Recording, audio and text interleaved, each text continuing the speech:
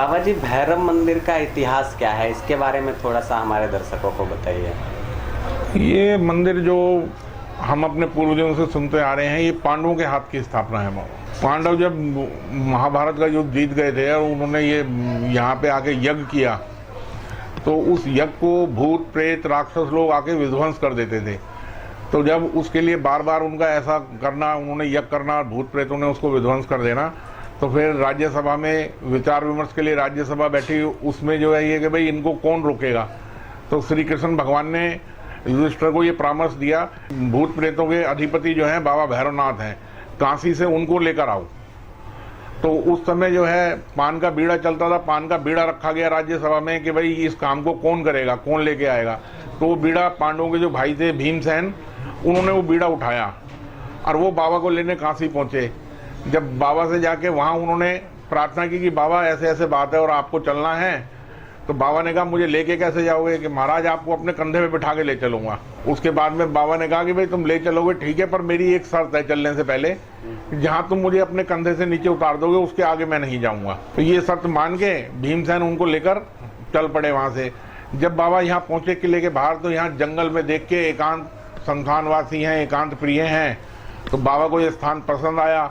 उन्होंने अपनी माया से भीमसेन की याददाश्त उनकी कमजोर कर दी, वो भूल गए। उन्होंने बाबा को जिस स्थान पे आज बाबा का प्रतिमा है पिंडी रूप में, उस स्थान पे बाबा को बिठाया और बाबा से बोले कि महाराज आप यहाँ बैठो, मैं लघु शंका करके आता हूँ। जब वो लघु शंका के बाद में अपने नहा धो के स्वच्छ होके आए और बाबा से प्रार्थना की कि चलो जी आपको चलूँ लेके। तो जब बाबा ने कहा कि भीमसेन अपनी प्रतिज्ञा याद करो जो आपने वचन दिया था मेरे को, तो भीमसेन बोले महाराज मैंने आपको भी वचन दिया था और मैंने वचन वहाँ आपको लाने का भी दिया है, मैं तो दुविधा में आ गया, आप मेरी समस्या का समाधान करो। तो बाबा ने कहा तुम्हारा काम मैं यहीं से कर दूंगा। जब उन्होंने फिर पांडवों ने यज्ञ किया और राक्षस भूत प्रेत आए उसको विध्वंस करने के लिए, तो बाबा ने यहाँ से किलकारी मारी थी।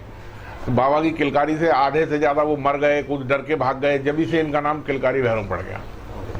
और यहाँ पे जो भंडारा चला रहे हैं आप, आज हमने देखा कि भंडारा चला रहे हैं, ये भंडारा चलता आता है, क्या सोच के आपने यहाँ पे भंडारे का आयोजन किया है?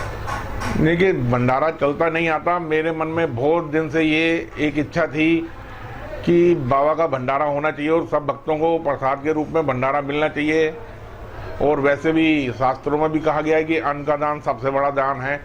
तो कई सालों से था और अभी करीब 5-6 महीने से बाबा ने ये सब, मतलब मैं कौन करने वाला, सब बाबा की इच्छा उन्होंने करवाया। ये 5-6 महीने से हर इतवार को भंडारा चलता है और अभी यही बाबा से प्रार्थना है मेरी कि जैसे चालू कराया बाबा इसको कभी बंद ना होने दें, ऐसे ही निरंतर चलता है।